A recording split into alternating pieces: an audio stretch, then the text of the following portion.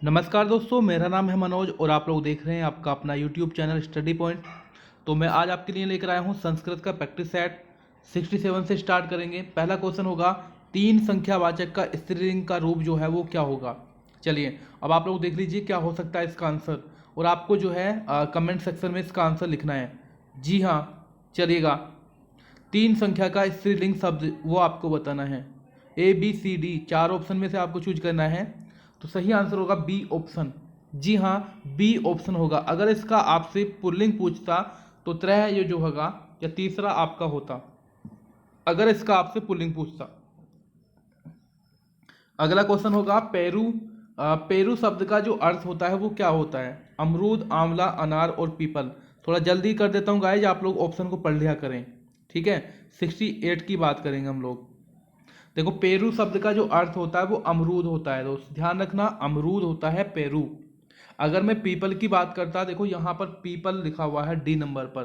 People को हम लोग क्या बोलते हैं, मैं लिख देता हूँ, अस्वस्थ है। ठीक है, ये बोलते हैं हम लोग पीपल को। आमले को बोलते हैं आमलक है। ठीक है, अब देखो आपकी बात आती है अनार की। जी, अनार को क्या बोलते हैं, अनार को बोलते हैं द्राडिम। ठीक, तो ये क्वेश्चन आपके हो गए, यहां से चार क्वेश्चन बन जाते हैं। अगला क्वेश्चन आपकी स्क्रीन पर होगा, एपीबत शब्द रूप का मूल धातु क्या है। एपीबत शब्द रूप का मूल धातु क्या होगा। पा। जी हाँ, पहला ऑप्शन सही होगा। एपीबत शब्द धातु का मूल रूप पा है। और अगर मैं बात करूं पा धातु के लट लकार के प्रथम पुरुष एक वचन का रूप आपसे पूछता, क्योंकि ज्यादातर पूछा जा सकता है आपसे कि एपीबत जो है लट लकार के प्रथम पुरुष एक वचन का रूप बताओ, तो मैं आपको बता दूं इसका आपका हो जाता है एपीबत। ठीक है, ये क्या है, एपीबत। चलिएगा, इसका वैसे आपका पहला ही आंसर है। अगला क्वेश्चन आपकी स्क्रीन पर आ चुका है, नव पलास पलास वनम पुरह, ये आपसे पूछ रहा है। तो इसमें जो है अलंकार कौन सा होगा। नव पलास पलास नवम पुरह, इसमें जो अलंकार है वो कौन सा होगा। श्लेष अलंकार, यमक अलंकार, उपमा और अनुप्रास। Question number 70।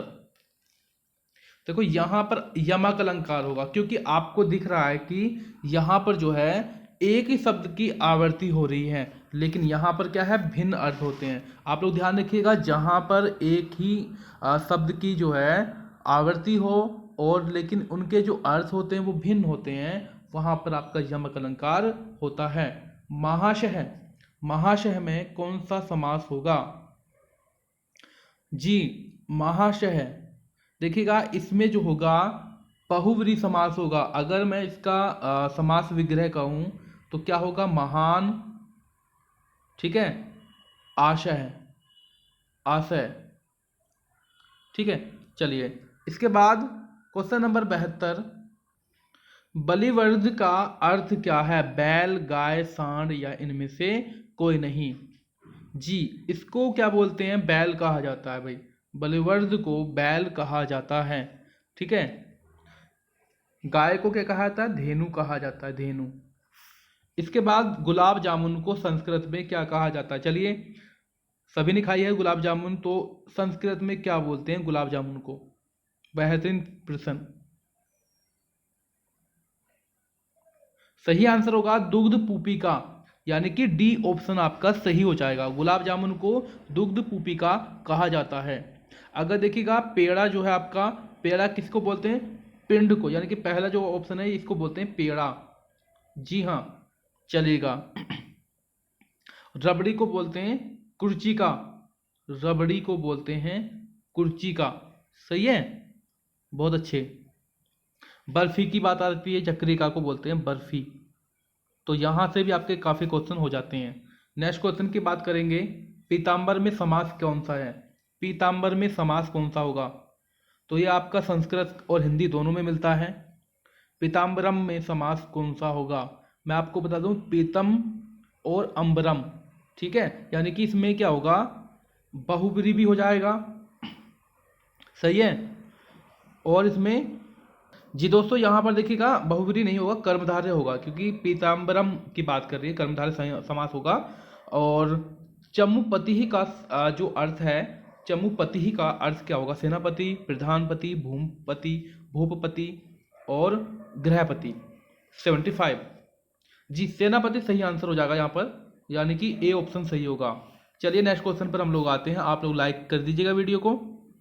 अगला प्रश्न आपकी स्क्रीन पर होगा, बालकोह वदत में कौन सी संधि होगी? परम रूप नहीं भाई, इसमें आपको पूर्व रूप लग रहा है, ठीक है, तो बी ऑप्शन पे लगाइएगा। बालकोह वदत में पूर्व संधि होगी, पूर्व रूप संधि होगी, ठीक है। जैसे कि आपका क्या करेंगे, संधि विच्छेद करें, बालको प्लस अवदत, सही है। चलिए, पश्चात शब्द किस प्रकार का शब्द है? पश्चात शब्द 77, देखिए ये आपका अव्यय है, क्लियरली आप लोगों को दिख रहा है, ठीक है, अव्यय दिख रहा है। अब देखो अव्यय किसको कहते हैं, देखिएगा जिन शब्दों के तीनों लिंगों यानी कि सभी विभक्तियों और वचनों में एक जैसा रूप होता है, उनको हम लोग अव्यय कहते हैं, ठीक है, सीधी सी बात है। नेक्स्ट क्वेश्चन, अस्थि धातु रूप किस लकार का रूप है? अस्थि धातु रूप किस लकार का रूप होगा? जी, अस धातु लट लकार, यह क्या होगा? लट लकार, यानी कि डी ऑप्शन आपका सही हो जाएगा। लट लकार किसको बोलते हैं? वर्तमान काल को लट लकार बोला जाता है। संस्कृत में जो लकार होते हैं वो कितने होते हैं दोस्त? संस्कृत में लकारों की संख्या मैं आपको बता दूं 10 होती है, ठीक है। चलिए इसके बाद और गाइज आपको याद भी कर लेनी चाहिए कौन कौन से होते हैं ये, ठीक है। नेक्स्ट क्वेश्चन, अवाक्यरत में उपसर्ग प्रयुक्त है? अवाक्यरत में उपसर्ग प्रयुक्त है अब, ठीक है, क्या होगा? अब होगा। चलिए नेक्स्ट क्वेश्चन की बात करेंगे। आश्वसादी का अर्थ क्या होगा? आश्वसादी का अर्थ क्या होता है? आश्वसादी का अर्थ होता है घुड़सवार, घुड़सवार। नेक्स्ट क्वेश्चन, घुड़सवार और घोड़े पर सवार दोनों हैं आपके, यानी कि ए और बी हो जाएगा, यानी कि तीसरा ऑप्शन लगाएंगे आप लोग। इसके बाद नेक्स्ट क्वेश्चन, अत्रापि का संधि विच्छेद क्या होगा? अत्रापि का संधि विच्छेद क्या होगा? अत्र प्लस अपि, अत्र प्लस अपि, तो यहाँ पर पहला ऑप्शन आप लोगों को दिख रहा है भाई। इसके बाद इसमें संधि कौन सी होगी? दीर्घ संधि होगी दोस्तों, दीर्घ संधि होगी। सुरेंद्र है का संधि विच्छेद क्या होगा? अब आपको ये बताना है कि इसमें संधि कौन सी होगी। सुर प्लस इंद्र, सुर प्लस इंद्र, यानी कि यहाँ पर पहला ऑप्शन दिख रहा है। अब आप लोग बताइएगा इसमें संधि कौन सी होगी कमेंट सेक्शन में जाकर। इसके बाद राम शब्द का तृतीय विभक्ति बहुवचन रूप क्या होगा? राम शब्द का तृतीय विभक्ति बहुवचन का रूप आपसे पूछा है तो राम है, तीसरा ऑप्शन। चर प्रत्याहार में वर्ण होते हैं 85, चर प्रत्याहार में वर्ण होते हैं जी, च, त, त, क और प, ठीक है, श, श और श, तो यहां पर पहला ऑप्शन दिख रहा है आपको। अगला क्वेश्चन होगा, के लिए किस कारक का चिन्ह है? संप्रदान, ठीक है, संप्रदान लगाइएगा। ये तो आप लोगों ने पढ़ा ही होगा, कर्ता ने कर्म को करण से, ठीक है, ये तो पढ़ा ही होगा। अपदान से लघुने पर, संबंध का की के, चलिए संबोधन में पर हो पर, इस तरह से, ठीक है, अरे भो। चलिए 86 की अगर मैं बात करूंगा, के लिए जो है संप्रदान कारक, संप्रदान लगाइएगा। गृहीतम में कौन सा प्रत्यय होगा? गृहीतम में कौन सा प्रत्यय होगा? देखिएगा पहला ऑप्शन आपका यहीं पर सही हो जाएगा, आगे जाने की आवश्यकता भी नहीं है। और नेक्स्ट क्वेश्चन की बात करेंगे हम लोग, काव्येषु नाटकम रम्यम तत्र रम्या शकुंतला, यह उक्त किससे संबंधित है? कालिदास, भवभूति, भारवी और माघ। देखिएगा ये कालिदास से संबंधित है और कहाँ पर मिलेगा आपको? अभिज्ञान शाकुंतलम नाटक में मिलेगा। इसके बाद राम है पुस्तकम पठती, इसका जो है कर्मवाच्य में रूप क्या होगा? कर्मवाच्य में रूप आप लोगों से पूछ रहा है। देखिएगा ये वाक्य जो है कृतवाच्य में है, आपको बता दूं ये वाक्य जो है कृतवाच्य में है और इसका क्रमवाच्य में प्रयोग, यानी कि अगर मैं वाक्य की बात करूं कैसे होगा? रामेण पुस्तकम पठ्यते, रामायण पुस्तकम पठ्यते। जी, पहला ऑप्शन। इसके बाद कर्ता का इशिप्तिस्तम कारक क्या कहलाता है?